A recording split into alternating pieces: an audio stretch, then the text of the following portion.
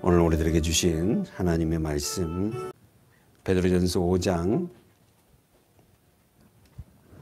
12절에서 14절 시작. 내가 신실한 형제로 이는 실로와 너로 말미암아 너희에게 간단히 있어서 권하고 이것이 하나님의 참된 은혜임을 증거하게 하노니 너희는 이 은혜에 굳게 서라. 택하심을 받은 바벨론에 있는 교회가 너희에게 무난하고 내 아들 마가도 그리하느니라. 너희는 사랑의 입맞춤으로 피차 무난하라. 그리스도 안에 있는 너희 모든 이에게 평강이 있을지어다. 아멘. 지난주 우리는 말씀에서 나이 많은 노사도 베드로는 로마에 있는 고난받는 그리스도인들에게 향해서 권면을 했죠. 다시 한번 우리는 지난주 말씀에서 나이가 많은 베드로가 아니라 나이가 많아요. 죽음이 얼마 남지 않죠. 임박합니다. 바울이 먼저 선교를 하고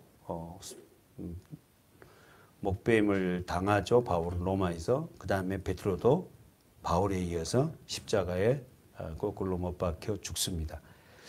왜 다 죽어야 되나요? 이렇게.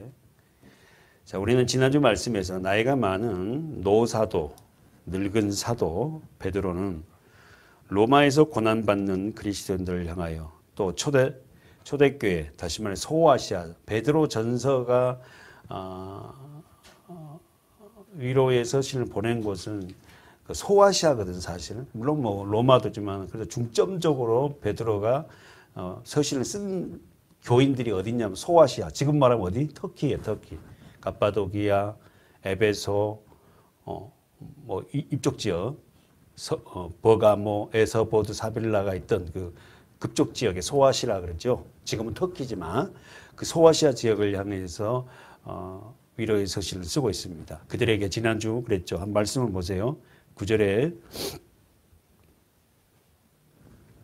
8절에 보니까 베드로는 그들을 향해서 권면을 했어요. 뭐라고 권면했죠? 근신하라 깨라. 왜 그렇죠? 너희 대적 마귀가 우는 사자같이 두루다니며 두루다닌대요. 삼킬 자를 참고. 두루다니는 이유가 뭐예요? 삼킬 자. 내가 먹을 자가 있나 없나 하고. 두루다닌대요. 왜요? 삼킬 자를 찾고 다니기 때문에 삼킴을 당하지 말으라고 강력하게 경고해요.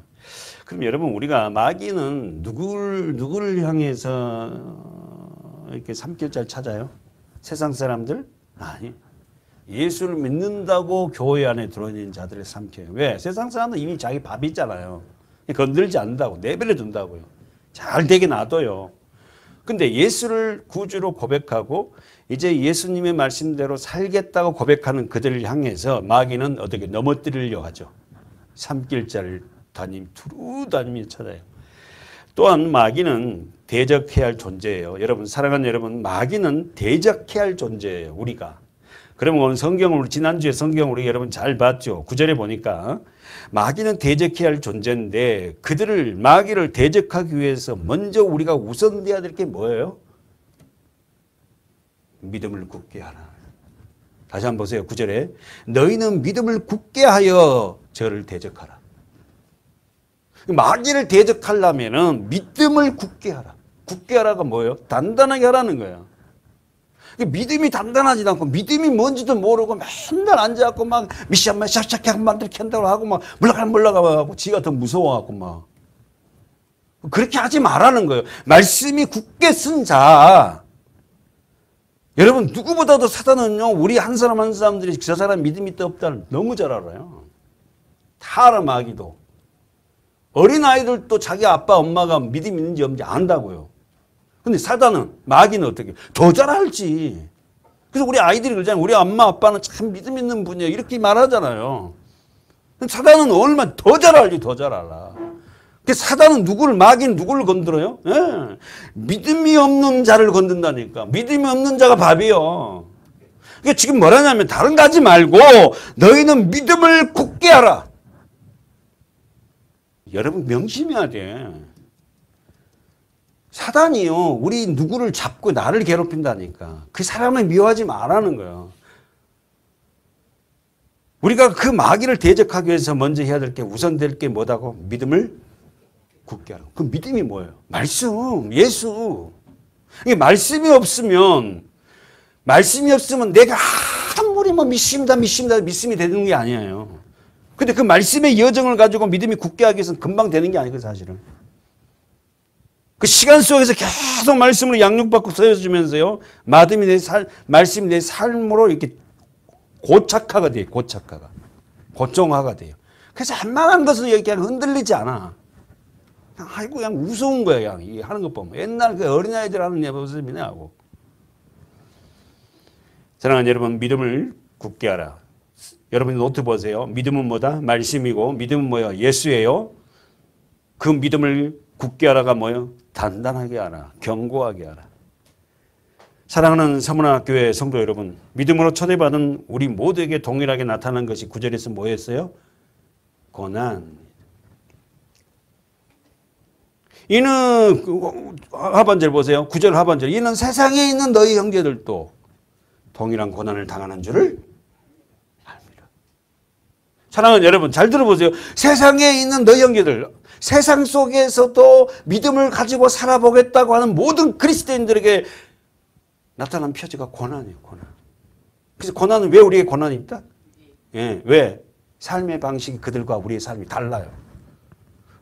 그들은 높이 올라가려 하잖아요. 그리고 남을 뭉개고 자기가 올라서려 하는 게 세상 방법이잖아요. 어쨌든 남을 깔아뭉개고 내가 잘 돼야 되니까. 근데 우리는 그런 기회가 와도 그걸 갖다가 주님 앞에서 어떨 때는 어떻게 포기하기도 하고 양보하기도 해요. 그런데 여러분, 하나님이 내가 양보했다 해서 그 양보가요, 지금 당장 눈에는, 오늘 눈에는 손해본 것 같죠? 보세요. 나중에 어떻게 되는가, 하나님 우리를 더 높이죠. 이 원리를 알아야 돼요. 눈에 보이는 걸 잡으려고 막 하면 안 돼요, 여러분. 하나님의 말씀에 비춰가지고 하나님이 기뻐하지 않으면 아무리 좋은 것도 어떻게 해요? 양보하세요. 그러면요, 하나님 반드시 말입니다. 하나님 우리에게 더 좋은 것으로 채워주시는 하나님이세요.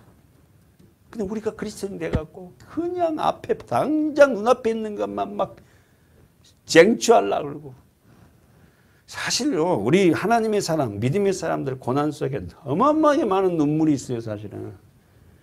그 눈물 없이는 못 가는 길이 십자가의 길이라니까. 외롭고요. 얼마나 외로운지도 몰라.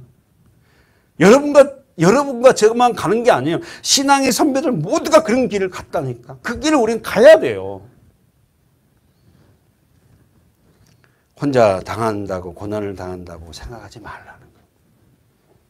사랑하는 여러분, 명심해야 돼요. 믿음으로 예수를 머리로 하고 살아가는 삶 자체가 뭐다?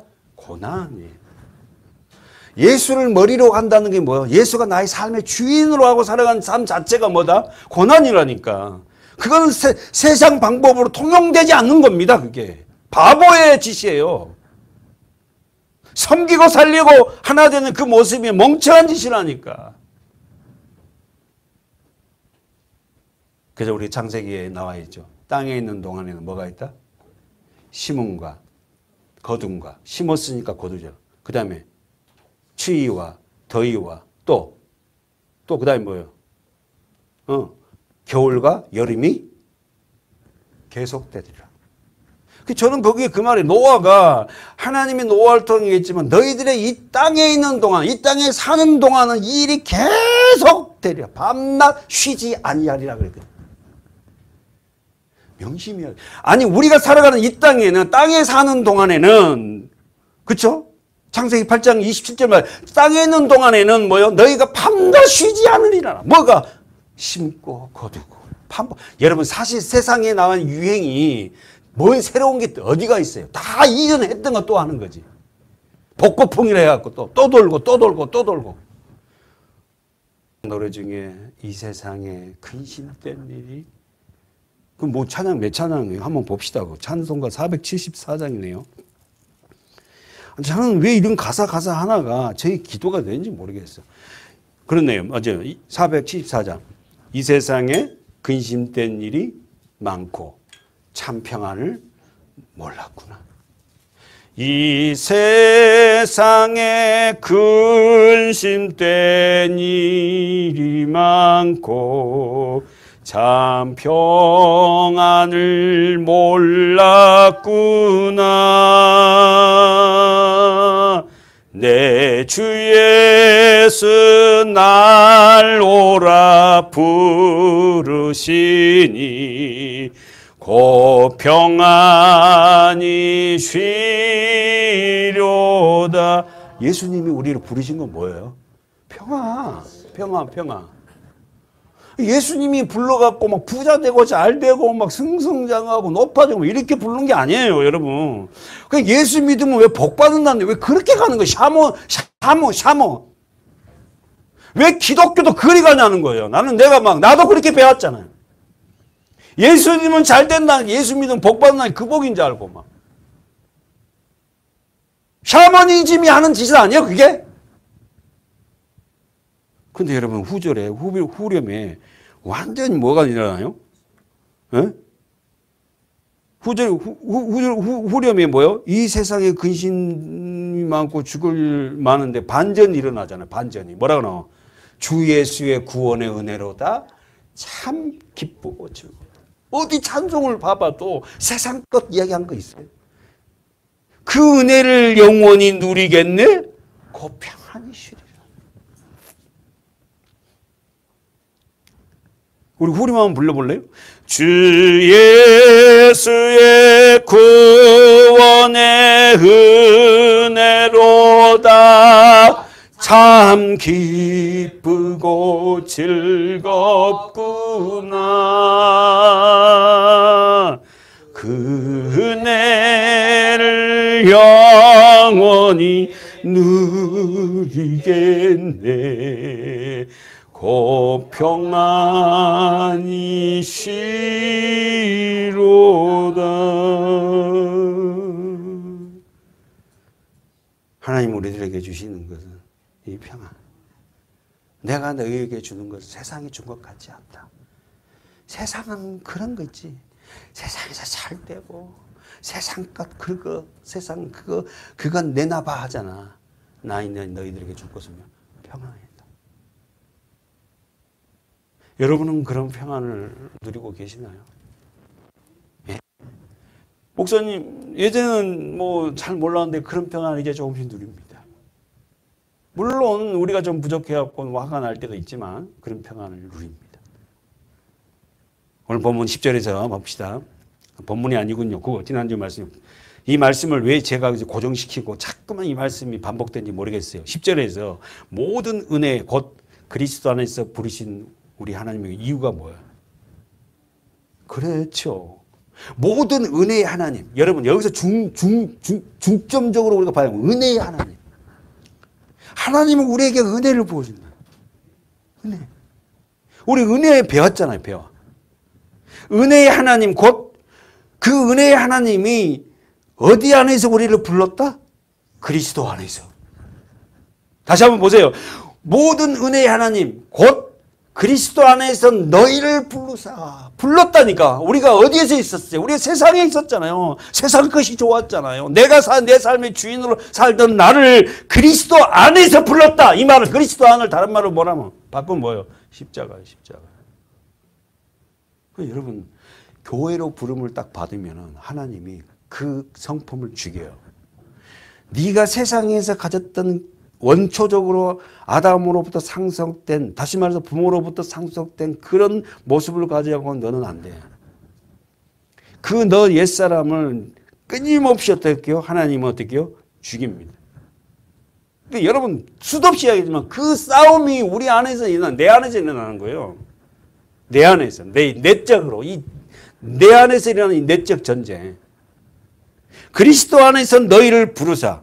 할렐루야. 그리스도 안에서 너희를 부르신 이유가 뭐다? 자기의 영원한 영광에 들어가게 하려고. 자기의 영원한 영광에 들어가게 하려고. 세상적으로 보면 그리스도인들처럼 부끄럽고 부족하고 참 울긴 하고 막 아직 기도한다 이러고 있어.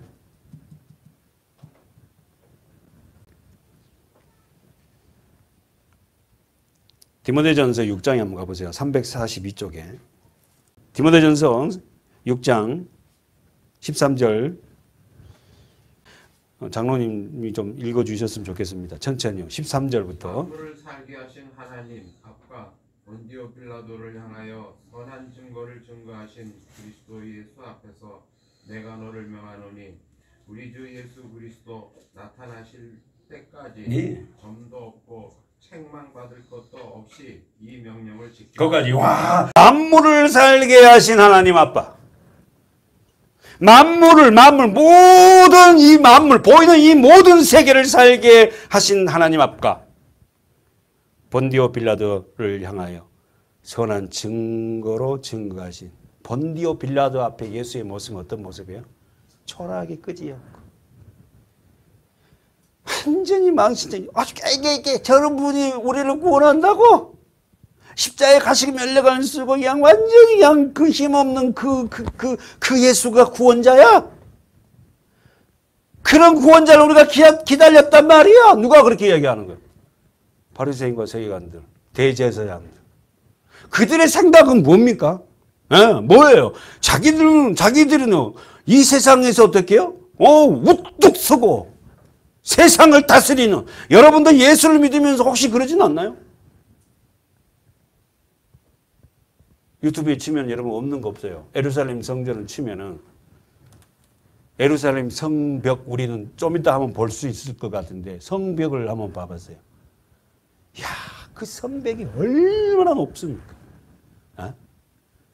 정말 그런 걸로 한번 가볼 만도 해요. 근데 저는 뭐 갈 시간도 없고 유튜브를 통해서 그런 걸 보니까 또 뭐 성벽에서는 통곡의벽에서는 이방인들과 이렇게 갈라놨어요. 유대인 빵 모아 쓴 사람도 갈라놔 거기서 기도하는 거. 그거 실시간으로 볼 수 있어요. 실시간으로.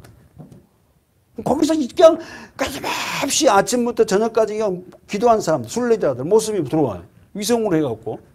그럼 그들이 거기서 기도한 이유가 뭐겠어요? 유대인들은 그 예루살렘이 회복되어서 여기에 하나님의 왕국이 세워지는 걸 기대하고 고대하고 그 글씨를 써갖고 그 사이사이 다 꼽거든요. 이방인들은, 저와 여러분은 가면 어떠게요? 하나님이 예수 그리스도가 여기서의 십자가에 죽으시고 부활하신 그 현장에서 다시 이 만국의 모든 교회에게 생명을 증거하신 그 예수의 흔적을 찾고자 하는 걸 우리는. 바울은 오늘 디모데에게 만물을 살게 하신 하나님 앞에 있다. 그러니까 그렇게 당당한 거지, 바울은. 아무것도 가지고 온 것도 없는 그가 모두도 학문도 뛰어나고 정말 대단한 집안에서 태어났잖아요. 지금으로 말하는 로마 시민권, 다시 미국 시민권도 갖고 있는 그가 모든 걸 다 분토로 버리고요. 십자가를 위해서 가잖아요.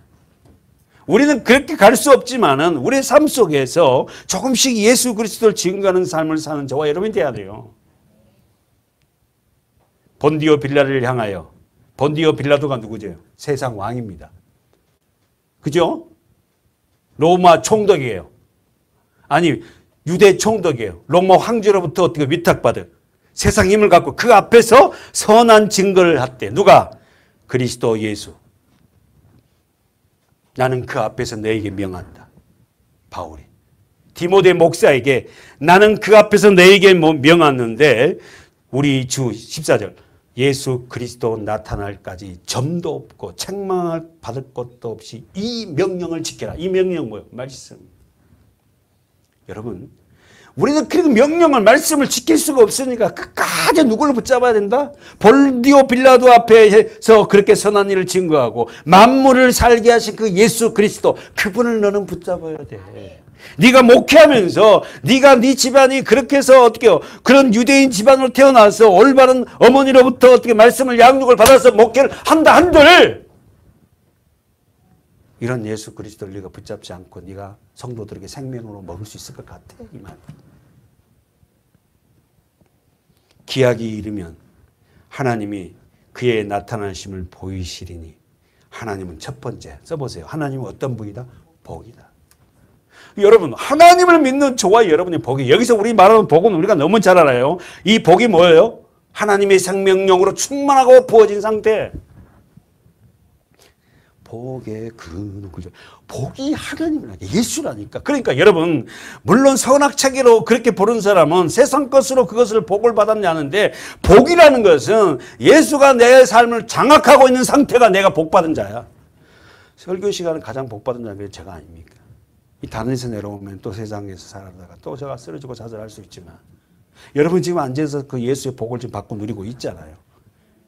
두 번째, 하나님은 어떤 분이다? 홀로 한 분이시니 능하신 자다. 지금 하나님을 명쾌하게 바울은 정리해요. 하나님은 복이고, 두 번째, 홀로 한 분이시다. 어떻게 한 분이다? 삼위로 한 분이다. 성부, 성자, 성령, 이 삼위일체로 한 분이시다. 그리고 그분은 능하신 자다. 모든 것이 다 가능한 자야. 그리고 네 번째, 만왕의 왕이시며, 다섯 번째, 만주의 주인이시다. 누가? 예수가. 그러면 여기서 여러분, 그런 예수가 이 땅의 삶을 어떻게 살았냐고. 한번 여러분 묵상해 보세요. 이런 예수가, 이런 하나님이 이 땅에 오셔서 어떤 삶을 살았냐고. 우리보다 더 낮은 자리에서 그 삶을 살아내신 거예요. 여러분 앞에 놓여 있는 고난, 초대교회 받는 성도들의 고난, 그 고난과 비교할 수 없는 고난으로 예수 그리스도는 삶을 마감하셨어요. 16절에 다 같이 한번 크게 읽어봐요. 오직 그에게만 죽지 아니함이 있고 가까이 가지 못할 빛에 거하시고 아무 사람도 보지 못하고 또 볼 수도 없는 자니 그에게 존귀와 영원한 능력을 돌릴지어다. 아멘. 왜? 그분은 우리에게만 죽음이 없고 가까이 가지 못할 빛이 있어요. 하나님. 아무도 보지 못해. 근데 보이는 그 하나님으로 그분이 성육시하신 분이 누구다? 예수야.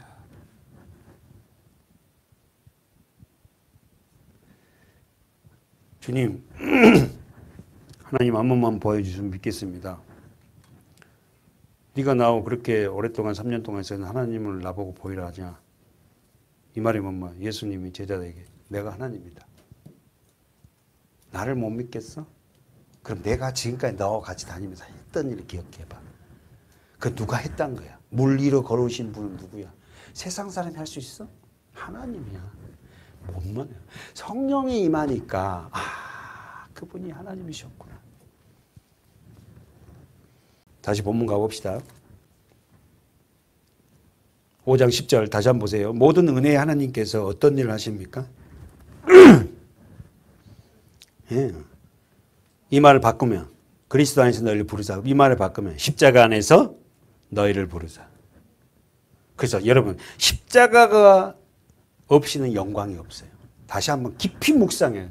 십자가 없이는 영광이 없다. 그러니까 십자가는 고난이에요. 저와 여러분 안에 그 십자가, 다시 말해 이 고난 없는 영광은 없어요. 십자가 없는 부활도 없어요. 여러분 이거 쉬운 단어는 아니에요. 그러나 우리가 깊이 생각하고 묵상해야 될 부분이에요. 저와 여러분 안에 십자가가 없는 어떻게 영광도 없다고. 십자가가 없는 부활, 새롭게 태어날 수 없어요.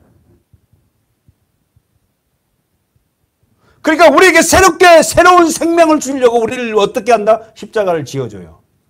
너 죽어야 된다는 거예요. 근데 우리는 그거 죽기 싫어하잖아.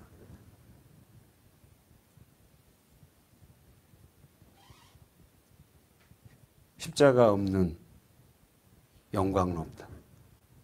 십자가 없는 부활은 없어요.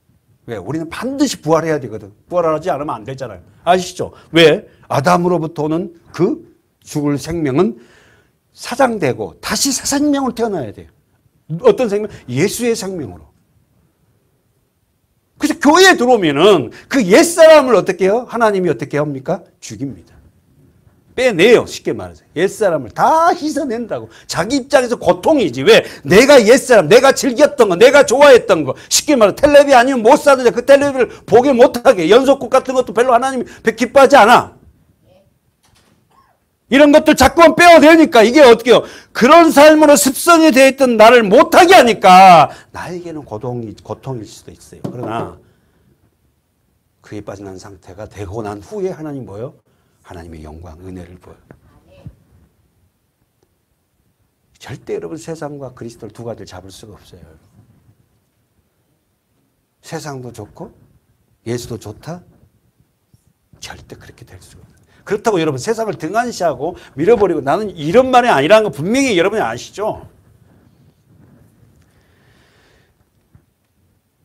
호세아 11장에 우리가 잘 아는 말씀인데 한번 가봅시다. 1266절. 지난주도 말했어요. 성경을 어떤 안경을 쓰냐면 예수 그리스도 십자가와 부활과 어떻게 해요? 하나님의 영광으로 보면 돼요. 자 보세요. 자 호세아 11장 1절 시작. 이스라엘이 어렸을 때에 내가 사랑하여 내 아들을 애굽에서 불러내었거늘. 자 보세요. 이스라엘의 어렸을 때에 이스라엘은 누구를 대표한다? 저와 믿는 선택된 하나님의 사람들. 아멘. 이스라엘의 원래 이름이 누구예요? 야곱이에요. 그렇죠. 발 뒤꿈치를 딛고 세상 끝을 쥐어 잡았던 그가 완전히 환도뼈가 깨지고 옛사람이 죽고 이름이 바뀝니다. 뭘로? 이스라엘. 그래서 저와 여러분이 어때요? 이제는 뭐요? 야곱이었던 삶을 우리가 살았잖아요. 세상 끝을 움켜쥐고 살았단 말입니다.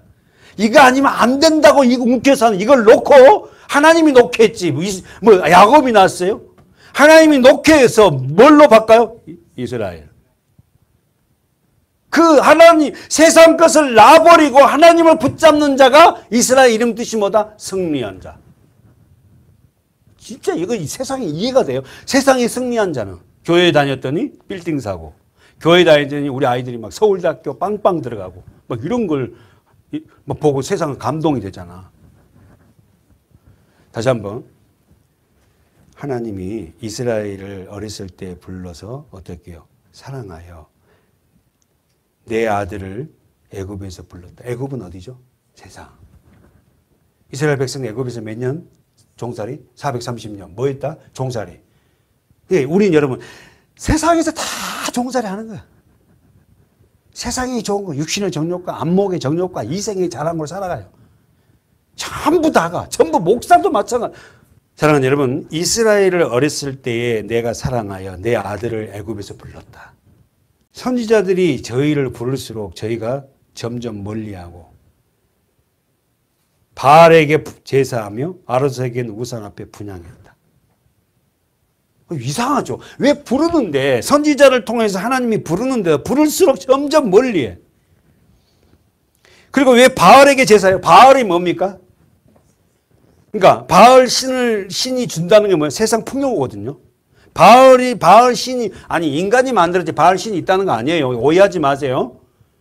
인간들이 생각해 바알 신이 있고 아세라 여자 신이 있고 남자 여자 신이 어떻게요? 성관계를 통해서 내린 게 비예요.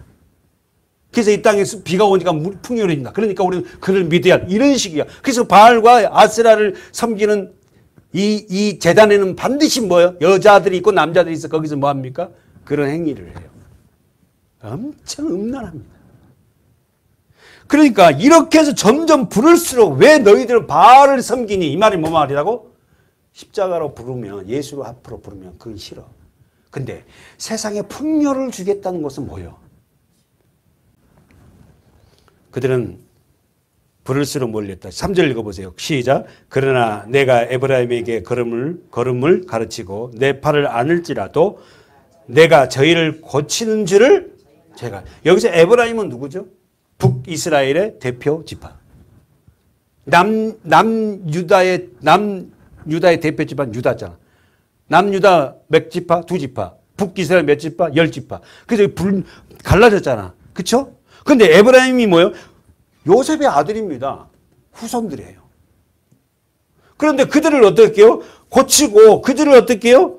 팔로 안아줘도 그들은 내가 그들을 아는지도 몰라. 지금으로 말하면 하나님이 우리에게 먹을 것, 입을 것도 입혀줄 것도 주고 회사도 주고 근무할 수 있도록 환경도 주는데도 불구하고 자기가 열심히 해서 내가 이 회사를 들어가서 이렇게 열심히 내가 해서 이렇게 해서 이 정도로 올라갔다고 그렇게 생각합니다. 읽어보세요. 다 같이 4절을 다시 한번 시작. 내가 사람의 줄 곧 사랑의 줄로 저희를 이끌었고 언제라는 쳤죠. 사랑의 줄로 저희에게 대하여 그 목에 멍에를 벗기는 자같이 되었으며 저희 앞에 먹을 걸 두었다. 사절에다가 동그라미 쳐놓고 하나님이 사람을 통해서 사랑의 줄로 이끌었다. 저는 여러분의 삶 속에서 하나님이 쓰시는 사람을 여러분들에게 붙여서 그 사람이 여러분들을 갖다 이끄시고 때로는 그들을 통해서 물질도 공급하게 하시고 진짜 아멘 해야 돼. 하나님이 하늘에서 뚝 떨어진 거 아니야. 그런 좋은 사람들을 만나게 해주는 거예요. 그리스도인들에게. 그 좋은 사람을 하나님 붙인지도 모르고 하면 안 돼. 기도할 때 하나님 나에게 이런 사람들을 붙여주십시오. 그렇게 기도하시길 바라요. 자, 본문 가봐요. 결국 11절 마감을 그렇게 합니다. 뭐랍니까? 권력이 세세 무궁토록 너에게 있으다. 물론 그 앞에 잠깐 고난을 뭐 온전케 하시고 굳게 하시고 강하게 타가지고 여러분 무지무지 묵상을 했을 거예요. 하나님이 우리를 예수 그리스도가 잠깐 고난을 통하여서 영원한 영광에 들어가게 하고 그리고는 어떻게 우리를 온전케 하고 굳게 하시고 강하게 더를 건국한다. 그래서 우리는 그렇게 하기로 해서 오늘 2022년에는 오늘 우리가 어떻게 해요? 온전케 하고 굳게 하고 강하게 하고 털을 견고케 하는 올 한 해가 되고 할렐루야. 이제는 직접 우리가 이 교회가 여러분의 심령이 막 이렇게 강하게 세워질 뿐만 아니라 하나님의 풍요로 세워지는 그런 한 해가 되길 축원합니다. 아멘. 그리고는 이제 지난주 마지막에 11절에 권력이 세세 무궁토록 그에게 있을지어다. 아멘 하고요. 그래서 우리가 제가 질문을 하니까 여러분이 다 알아서 아멘이 무슨 뜻이다 그랬어요? 예. 진실로. 권력은 힘, 능력, 세세 무궁토록은 영원한 기간.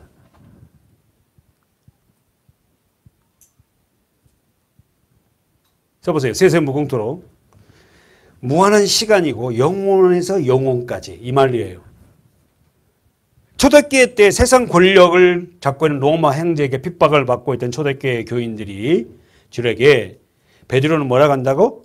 그 초대교회 로마 황제가 세상 왕이 너희들의 권력을 휘두르는데 그 권력은 어떻게 무한한 권력이 아니지 않니? 영원한 권력, 최고의 권력을 갖고 있는 절대적인 그분 누구다? 예수 아니냐?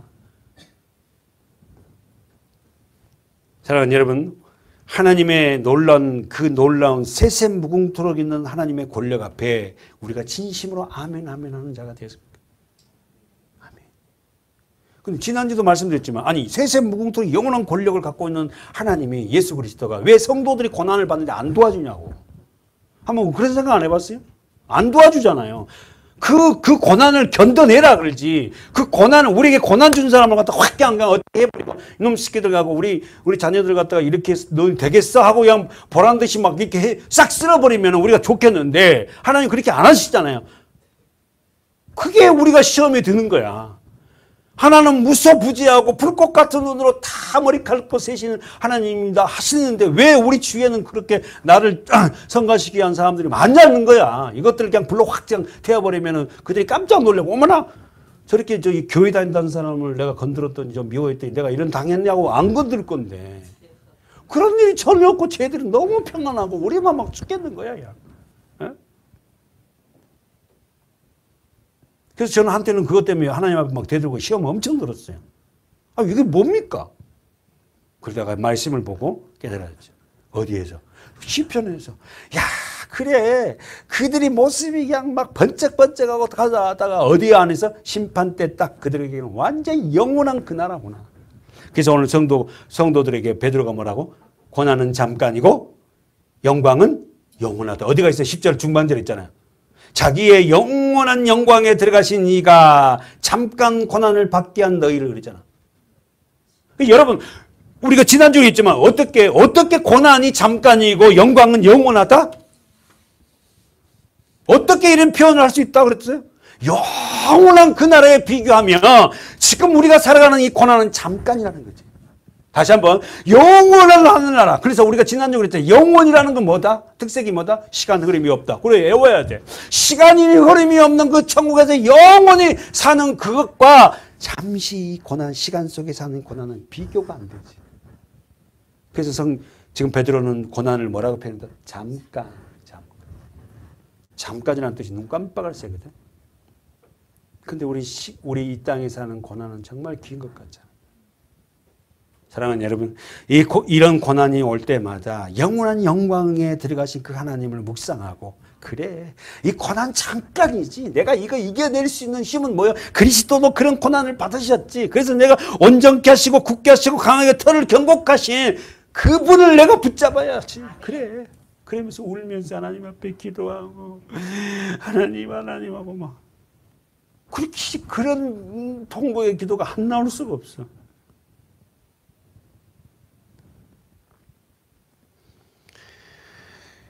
마지막으로 아멘, 아멘, 아멘. 사랑하는 여러분, 성경의 마지막은 아멘으로 끝나요. 여러분이 아시죠?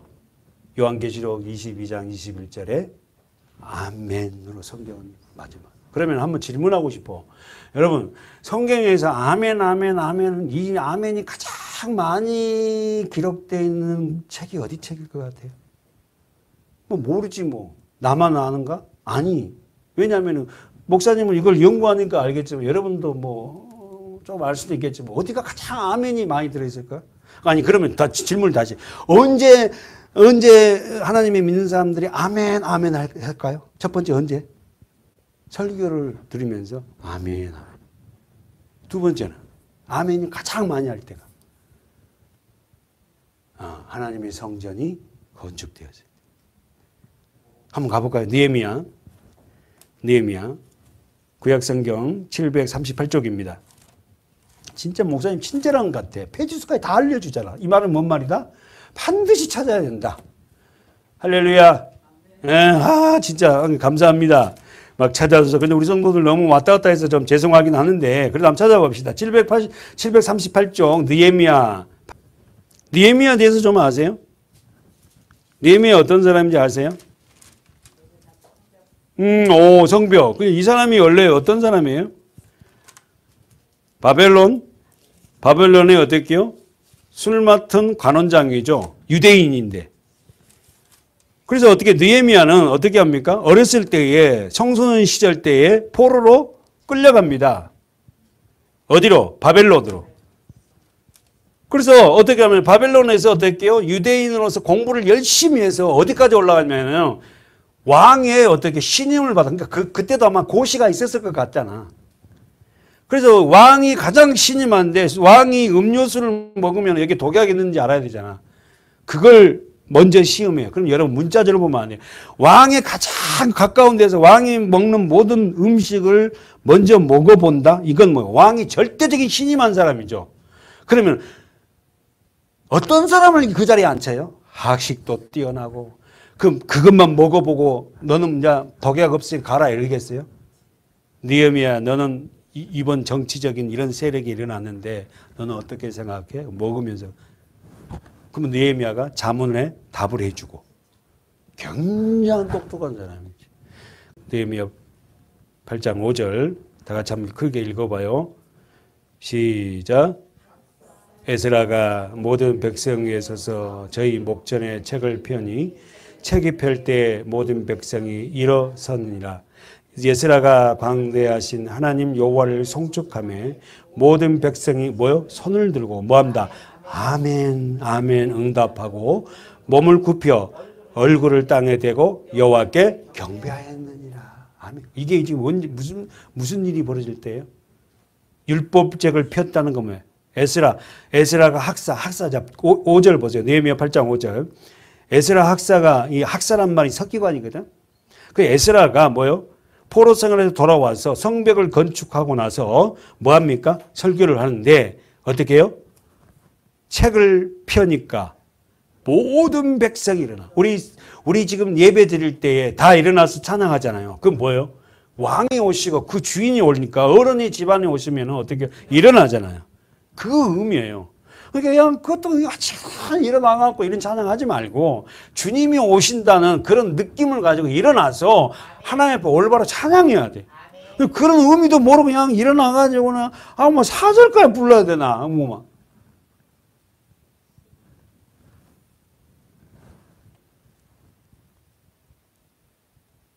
이때 설교를 느헤미야가 설교를 합니다. 근데 그 설교를 할 때 성도들이 다, 백성들이 다 울어요. 포로 생활에 돌아와서 예루살렘 성전이 성벽을 건축하고, 읽어보세요. 8절 읽어보세요. 시작. 하나님의 율법책을 낭독하고 그 뜻을 해석하여 백성으로 그 낭독한 것을 다 깨닫게 하며 백성이 율법의 말씀을 듣고 다 우는지라. 총독 느헤미야와 제사 겸 나온의 학사 에스라와 백성을 가르치는 레위 사람들이 모든 백성에게 이르기를 오늘은 너희의 하나님 여호와의 성일이니 슬퍼하지 말며 울지 말라 하고. 자 보세요. 어디다 동그라미, 여러분 성경 동그라미 치죠. 8장 9절에 율법의 말씀을 듣고 동그라미, 듣고 동그라미 치고 다. 총독이 누구다고? 느헤미야. 제사장 겸 학사가 누구라고? 에스라. 백성을 가르치는 사람들 누구라고? 레위지파. 백성을 뭘로 가르쳐? 성경. 여러분 우리가 영적인 레위지파가 되고 영적인 뭐예요? 총독이 되고 영적인 학사가 돼서 뭐 성경 말씀을 뭐요? 우리가 배워서 가르쳐야 될 거 아니에요. 그래서 우리 교회도 난 그거 해보고 싶다. 우리 장모님 생애에 그런 일들이 일어날 일이 이랬으면 좋겠어. 계속 막 그렇게 가르치고.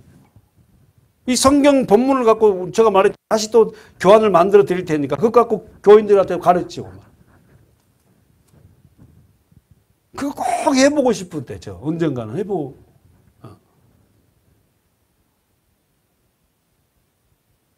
느헤미야 1장 3절 가보세요. 느헤미야를 왜 왔어요 여기에? 아멘 때문에 왔어요. 예, 놓치지 말아야 돼요. 아멘은 뭐라고요? 진실로 이 말이에요.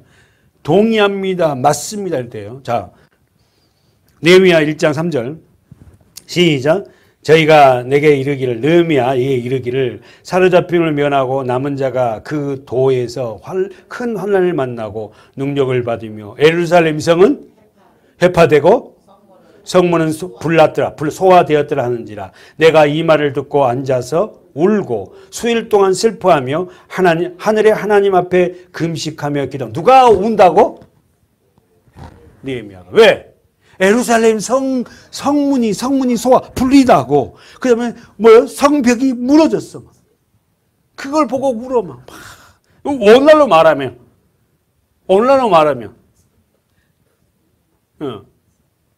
그러면 그 성전이 누구야? 교회가 불나면 여러분이 막 울어야 돼? 그럼 뭐예요, 오늘날에는? 예를 들어서 우리 성도 중에 한 사람이 아파. 너무 힘들어해. 그럼 여러분 어때요? 울지. 그 하나님 하면서 누구누구 집사, 누구누구 성도. 하나님 그 낫게 해주세요. 우리 그러잖아요. 만약에 장로님이 편찮으시고 권사님들이 좀 편찮으시다. 그러면 어떻게 해요? 우리 기도하잖아요. 울잖아요. 자꾸만 이 교회 예배당을 막 신성시 해가지고 여기 오니까 우리 아이들이 목사님 여기에 뭐가 있냐고 물어보더라고. 여기 오면 큰일 나니까 막. 그렇게 막 아이들이나 교회를 잘못 가르쳐갖고 목사님 여기 강대상에 설교하는 곳이 깨끗하게 하려고 애들 못 올리게 하고 또 여기 만지는 게 있고 하니까 그래서 의미를 두는 거지. 막 지성소, 성소 막 이렇게 해갖고. 근데 그렇게 목회하면 굉장히 편해요. 근데 아니라는 걸 본인이 알지. 사랑하는 여러분, 오늘 제가 여러분에게 말씀드리고 싶어서 여기 온 이유는 에레미야는 그렇게 성전이 파괴되고 불났고 산발락과 도비아 위에서 이 성전이 불이 난 걸 보고 막 운다고. 오늘도 우리 교회들이 성도들이 아파하고 누가 힘들어하면 우리 성도들 같이 울잖아요. 기도하고. 하나님 그 가정에 회복시켜주세요.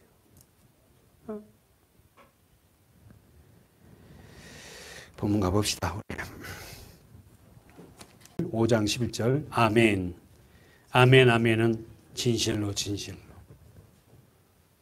그래서 아멘 아멘이 가장 많이 나온 데가 어디다? 느헤미야다. 언제다? 성전이 어떻게 회복되고 수중되어서 예배할 때 모든 백성들이 손을 들고 아멘 아멘 하고 울면서.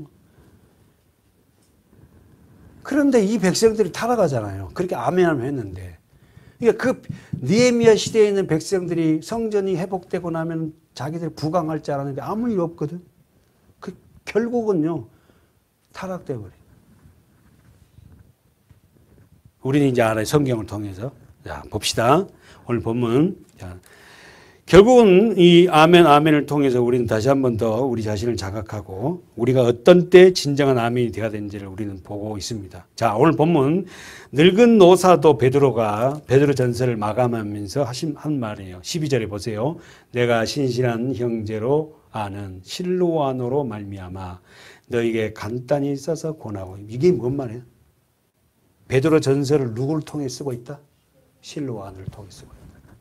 그러니까 베드로 전서는 지금 베드로가 말을 하고 실로아노가 그 베드로 말을 그대로 받아 쓰면서 아니 저기 베드로 사도님 이 말은 조금 이 말로 바꾸면 안 될까요? 그거 좋겠네. 그래 그걸로 바꾸자. 지금 그러고 있는 거예요. 그러니까 실로아노가 누구죠? 신라예요. 신라 여러분 이따 좀 볼 수 있는 기회가 있지만 굉장히 똑똑하고 아주 공부도 많이 한 사람 친구예요. 이 친구가. 그러니까 하나님은 어떻게 그런 친구들을 붙여서 뭡니까? 베드로가 이 말하는데 말을 그 언어 구사가 잘못됐다면 신라가 어떻게 해요? 이런 말로 쓰는 게 어떻겠어요? 이렇게 이게 교정을 해주는 거예요. 그래서 베드로 전서가 써지고 이제 베드로전서 끝나고 우리 베드로후서로 강하게 들어가는데 베드로후서는 직접 베드로가 씁니다. 그래서 베드로후서를 보면 굉장히 문체가 투박해요. 투박하고 부드럽지가 않고 강력하고 어떨 때는 막 그 베드로가 직업이 뭐지? 섬살 뭐예요? 배 어부잖아. 어부들의 특색은 뭐예요? 아주 투박하거든요. 그러니까 베드로와 전서 후서를 보면 아주 그 문체가 다릅니다. 자, 그래서 오늘 뭐라고 하냐면 베드로는 내가 신실한 형제로 아는 실로아노를 말미암아 너에게 간단히 써서 권하고 이것이 하나님의 참된 은혜임을 증거하노니 너희는 이 은혜에 굳게 서라. 쓰세요. 실로아노. 다른 말로 신라. 질문해 볼까요? 신라는 어떤 사람이에요? 실로아는 어떤 사람이요? 첫 번째. 12절에서 실로아는 어떤 사람이에요? 첫 번째. 신실한다. 두 번째 형제다. 자꾸만 그 훈련해봐요. 말씀을 가지고. 그럼 여러분은 어떤 사람인가? 이걸 나에게 대비해야지. 나는 신실한가? 신실하다는 말은 피스티스요. 그러면 이 말은 우리가 많이 들었죠. 피스티스라는 말은 뭐야? 기대다, 믿음이란 뜻입니다. 베드로는 실로아노를 내가 데리고 있어 보니까 이 친구는 어떤 친구냐? 믿음 있는 친구다. 진짜 신실해. 오늘 우리 교회 안에서도 서로가 말을 안 하지만 저분은 참 신실해요. 저분은 정말 믿음 있는 분이야. 다 속으로 알고 있잖아. 나는 여러분은 우리 목사님 어떤 분일까 생각을 한 번도 누구한테 안 물어봤어요. 근데 꼭 한번 물어보고 싶어. 그럴 때마다 난 대답을 이런 말을 듣고 싶어. 그러니까 내가 물어보기 전에 먼저 얘기해 주면 더 좋지. 할렐루야. 두 번째는 형제. 형제라는 뜻은 여러분이 알다시피 뭐지요? 한 부모로부터 한 피를 받은 자. 근데 어떻게 베드로와 실로아노가 한 부모로부터 받은 게 아니잖아. 육적으로는 다르잖아. 근데 한 피를 받았죠. 누구죠? 예수. 그렇지. 그래서 우리는 모두 예수 안에 있는 우리는 서로가 뭐다? 형제예요. 왜? 예수 피를 다 믿고 있잖아. 그래서 우리 성도들이 누가 아프고 힘들어하면 다 가슴이 아픈 거지. 내가 능력이 못 돼서 그렇게 못 해주고 공개하지 못했지만 기도하면서 하나님 누구 이렇게 좀 하나님 그렇게 해주시더라고. 그렇게 가슴 아파하잖아. 여러분은 여러분 자신에게 신실하고 믿음 있는 그런 형제가 있나요? 여러분 주위에. 여러분 지금 베드로가 지금 신라를 갖다가 이렇게 교회에 소개하는 것처럼 여러분 주위에도 이런 믿음의 형제, 믿음을 신뢰하는 그런 사람들이 있어요. 있다 그러면 얼마나 좋을까? 있습니다. 누구야? 그러면은 누굽니까? 물어보면은 그 대답은 하지 마시고 있습니다. 사랑하는 여러분, 여러분이 먼저 저는 신실한 믿음 있는 형제가 되었으면 좋겠어요. 여러분이. 다시 한번, 내가 먼저 믿음의 사람, 신실한 사람이 될 때에 내 주위의 사람들이 다가와요. 어떤 사람이? 믿음의 사람이. 우리 교회가 먼저 우리 한 분 한 분이 그런 믿음의 사람들 되시길 축원합니다. 아멘. 사랑하는 여러분, 바울에게 있어서나 베드로에게 있어서요, 이런 신실하고 믿음 있는 형제가 있었어요. 바울은 써보세요. 바울에게 있어서요, 애제자, 사랑하는 제자가 있었는데 그 제자가 누구냐면 첫 번째가 누구죠? 바울의 애제자가 디모데. 두 번째가 실라입니다. 바울에게 있어서 가장 애제자, 자기 아끼고 사랑하는. 그래서 디모데 전후서를 바울이 쓰면서 사랑하는 아들이라 그러잖아요. 막. 이 아들이 영적인 아들이죠. 자기 아들이 아니고 그 목회하고 있는 그 아들이 이게 안쓰러워갖고 그 쓴 서신이잖아. 바울에게 있어서의 디모데와 실라는 가장 애제자였어요. 바울이 순교할 때까지 동역했던 자녀예요. 그러나 실라는 여러분 성경 좀 보시면 실라는 바울을 동역합니다. 언제 바울을 동역하죠? 바울의 2차 전도 여행 때 실라가 동승하죠. 왜? 1차 전도 여행 때 여러분이 알다시피 바나바와 바울과 한 사람 더 있었죠. 바나바의 조카 누구지? 마가 세 사람이 1차 전도 여행을 떠났지요. 안디옥 교회에서 파송을 했는데 마가가 어땠게요? 다니다 보니까 너무 힘드니까 집에 가버려. 이 마가가 누구지? 마가복음을 쓴 그 사람이에요. 마가복음은 사복음 중에서 제일 먼저 쓴 책이에요. 그러니까 무슨 이야기예요? 마가가 젊었을 때는 힘들었을까 그냥 나 집에 갈래 하고 가버렸지만 깨닫고 진짜 복음의 사람으로 세워져서 마가복음을 기록하고 여러분 우리 아이들이 저와 여러분이 좀 실수하고 연약해도요 그 아이들이 분명코 어떻게 자라나면서 신실한 사람으로 변화됩니다. 어떻게 되면 그리스도 안에 있습니다. 현재 조금 실망스러워도 이 아이가 하나님 말씀 안에서 양육되고 예배에 참여하고 함께 가다 보면은 이 아이가 뭐요? 우리 아이가 변화돼요. 바울의 순교 이후에 신라에게 보고자 합니다. 바울이 순교 후에 신라는 베드로를 도와요. 그럼 나는 신라를 한번 생각해 봐요. 신라를 따라다니면서 여러분 알다시피 사도행전 16장에 보면은 어떨게요? 거기에서 뭡니까? 두 번째 유럽의 첫 성으로 전도를 나갑니다. 바나바하고 헤어지고 유럽의 첫 성에서 만난 여인 이름이 누구였죠? 비단 장사 루디아. 그곳이 지명 이름이 뭐? 빌립보거든. 그죠? 그 빌립보에서 복음이 유럽 교회가 루디아 집에서 시작됐는데 어떻게 했죠? 안진병을 일으키고 뭐 귀신 들리는 일 일으키고 나니까 그걸로 어떻게 감옥에 가잖아. 감옥에 가서 둘이가 어떻게 두들겨 맞고 뭐예요? 찬양하자, 찬양. 찬양하는데 어떻게? 옥토가 흔들려고 여기는 착고대 다 열려버리잖아. 그때 어떻게 간수가 막 어떻게 해요? 제수들이 도망갔는 것 같다고 하고 나는 이제 죽었냐고 자기를 하려 하니까 스톱! 하면서 우리 안 도망갔다. 죽지 마라. 간수에게 세례를 주고. 그러잖아요. 그런 신라. 그러면 여러분, 바울의 사역을 도왔던 신라가 바울이 비참하게 목이 잘리는 걸 보고 나서 무섭다. 나 이만큼 했으니까 이제 하나님도 내 뭐 고생 하시니까 이제 됐지. 이제 그만 이제 그런 사역 이제 안 할래 할 수도 있잖아요. 그런 신라가 누구를 도와? 베드로. 우리 그런 경험 많아요. 내가 예전에는 뭐 이렇게 했는데 이제는 이제 그만할래. 신라 입장에서 그럴 수 있잖아요. 바울을 그렇게 도웠고 그렇게 막 섬겼는데 바울이 목을 잘리는 그걸 광경을 보고는 나도 저렇게 잘리겠구나. 그래서 내가 하나님 앞에 이만큼 했으면 됐지 뭐. 그리고 자기 본업으로 돌아갈 수 있잖아. 학식이 뜨고 나니까 교수를 하든지.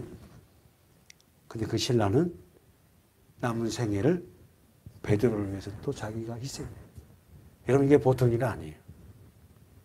이렇게 성경에 기록되는 한자 한자를 갖다 묵상해 보면 야 어떻게 나는 그 묵상하는데 그런 마음이 신라가 어떻게 또 베드로 사역을 그렇게 도울 수 있을까? 바울은 정말 성격이 강직하고 한 번 마음 무거운 걸 누가 어떻게 고집이 세서 누가 말해도 받을 것도 안 들어가. 댓글랑 간다 하고 받는 거잖아. 그렇게 고집 센 그 사람 밑에서 신라가 사역을 하다가 그 바울이 죽은 그걸 보고 어떻게 해요? 자기도 저렇게 죽을 수 있겠구나 하고 그만둘 수 있잖아요. 근데 베드로를 도와요. 베드로는 12절에서 내가 신실한 형제로 하는 실로아누를 말미암아 너에게 간단히 써서 신라를 실로아누를 소개해요.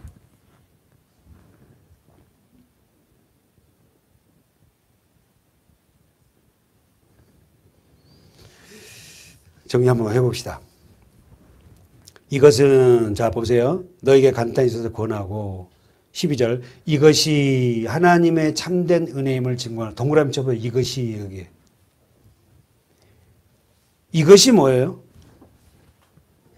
이것이 뭐예요? 지금까지 베드로전서 1장에서 5장까지 쓰고 있는 내용 이것이 말이에요. 무슨 말 이해됐죠?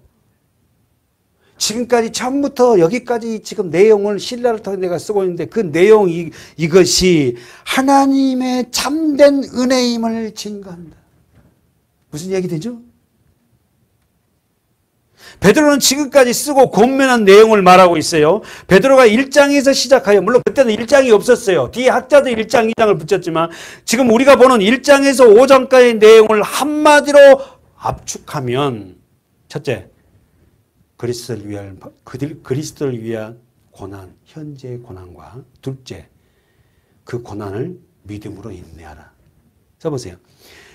현재의 고난과 두 번째, 믿음으로 인내하라.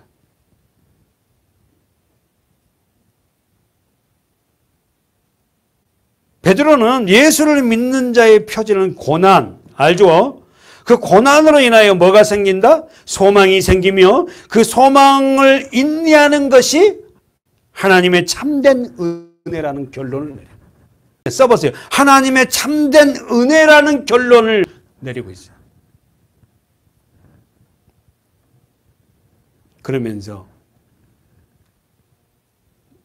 12절 하반절에 너희는 이 은혜에 굳게 살아. 참 여러분 눈물 난 서신입니다. 그냥 말하는 거 아니에요. 자기 삶으로 얘기를 하면서 너희는 이 은혜에 굳게 살아. 마지막 결론 부분에 베드로는 명령합니다. 너희는 이 은혜에 굳게 살아. 명령어예요. 명령. 베드로에게 있어서 가장 중요한 것은 본 서신을 수신자, 초대교회 성도들, 소아시아에 있는 성도들이 어떻게 살며 그 고난 앞에서 흔들릴 수는 있지만, 아멘? 고난 앞에 흔들릴 수는 있지만 완전히 넘어져서는 안 된다.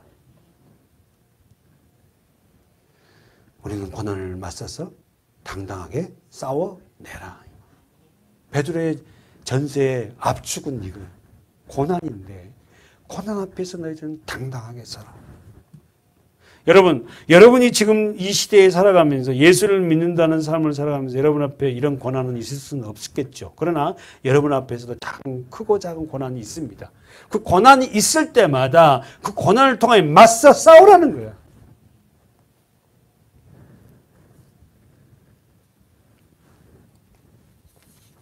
베드로는 서신을 정리하면서 13절, 14절에 지역과 사람을 호칭합니다. 13절에 누가 나와요?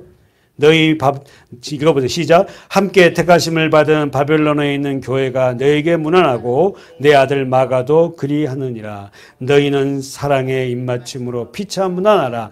그리스도 안에 있는 너희 모든 이에게 평강이 있을지어다 하고 끝나요. 아멘은 안 하지만 끝난다. 여기서 13절 14절에서 여러분 베드로는 서신을 정리하면서 지역과 사람이 나옵니다. 어떤 지역이 나와요? 바벨론에 있는 교회 쓰세요. 바벨론에 있는 교회. 사람은 그 마가를 뭐라고 그래요? 내 아들. 여러분, 유대인들에게서 바벨론이라는 나라를 가장 기억에 남아요. 왜요? 유대인들에게 잊지 못할 나라는 바벨론이에요. 왜요? 그 바벨론의 나라가 어떤 일을 유대인들에게 했죠? 성전을 파괴시키고, 두 번째, 유대인들을 포로로 다 데리고 갔어요. 이게 바벨론이라면 치를 떨어요, 이거. 막. 근데 오늘 베드로는 바벨론에 있는 교회에 그렇게 했거든? 그러면 이 바벨론은 어떤 걸 의미해요? 로마. 지금 초대교회 성도들에게 경량한 고난과 역경을 행사한 로마 황제를 떠오르게 하는 거예요, 지금. 근데 로마라 그러면 안 되잖아. 왜? 이 서신을 보고 로마 황제가 소환할 수도 있잖아. 물론 그게 두려워서 그런 거 아니지만. 그래서 그 로마에 있는 교회에 이렇게 쓰지 않고 바벨론에 있는 교회에 이렇게 써요.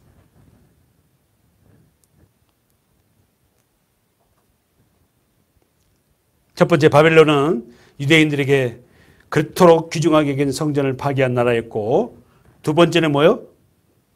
자신들을 포로 생활을 하게 했고, 세 번째는 거기서 수많은 믿음의 사람들을 학살한 나라가 어떤 나라다? 바벨론, 로마였다. 두 번째, 이제 마지막입니다. 베드로가 마지막으로 거론된 마가를 자신은 어떻게 얻나? 내 아들 마가라고 한다. 그래서 이 마가는 여러분이 알다시피 노트 정리할 사람 해보세요. 첫 번째 신약 성경을 기록한 사람이고 마가복음을 저자한 사람, 저자죠. 여러분 신약 성경 첫 번째 책이 어떤 책이라고? 마가복음이에요. 읽지 마세요. 마태복음이 아니에요. 두 번째로 이 마가는 어떻게 해요? 바나바의 조카고 바울의 1차 전도 여행에 동승했으나 힘들어서 중간에 탈락한 사람이었죠. 그는 부잣집 아들이었죠. 왜? 그 집에서 120명이 모여서 열흘간 기도한 집이에요. 열흘간 그 집에서 먹고 마셨다 120명이 보통 큰 집이 아니에요. 그러니까 부잣집 아들이니까 고생을 모르고 자랐을 거예요. 셋째, 마가 때문에 바울과 바나바는 헤어지는 결과를 맞았지만 그 결과는 결국 더 좋은 일로 승화됐어요. 이러한 마가를 베드로는 뭐라고 칭하고 있다? 내 아들 마가라고 칭하고 있어요. 그러니까 마가가 변화됐어요. 그러니까 현실에 지금 조금 믿음이 연약하다고 그거 보지 말라는 거예요. 끊임없이 그 아이들에게 우리 성도들에게 말씀을 먹이면 우리 성도들도 변화될 거예요. 다. 저에게도 말씀한 거예요. 지금. 그러면서 너희는 사랑의 입맞춤으로 피차 무난하라. 우리 배웠죠. 입맞춤이라는 게 뭐예요? 하나 되는 거. 그럼 여러분 마지막 질문. 예수님에게 거짓말 입맞춤한 자가 있었죠? 누구예요? 가룟 유다. 너희는 거짓말로 예수에게 입맞춤하지 마. 거짓말로 예수 믿는 것처럼 하지 말라는 거야. 얼마나 가증한 입맞춤을 했던 건 가룟 유다를 떠오르잖아. 지그수성을 30에 다 팔아놓고 와갖고 입맞추잖아. 못된 놈이지. 교회 안에서 이런 성도가 없길 바라지만 그런 성도들이 많은 거예요. 있을 것 같아. 가짜 믿음 갖지 마라. 가짜로 하나님 앞에 입맞춤 하지 마라.